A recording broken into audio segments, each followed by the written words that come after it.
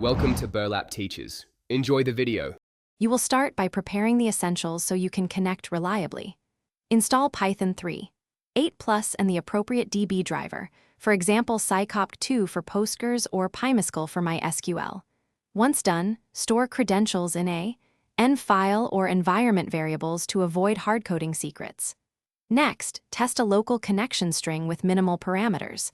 Host, database, user, password. Make sure the database accepts connections from your IP and that a simple client like PSQL or MySQL can log in before coding. Now you write the Python logic to open a connection and execute queries.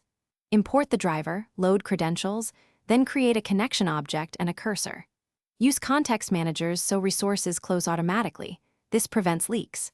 Parameterize all inputs rather than string formatting to avoid injection attacks. Drivers accept placeholders like %s or. Run simple select and insert statements, then commit or rollback explicitly if autocommit is off. Once you verify results, wrap repeated patterns into functions or a small DB helper class for reuse. Finish by structuring your code for reliability and observability.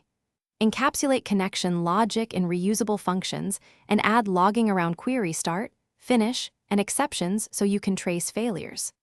Once done, add retries with exponential backoff for transient network errors and pagination for large result sets.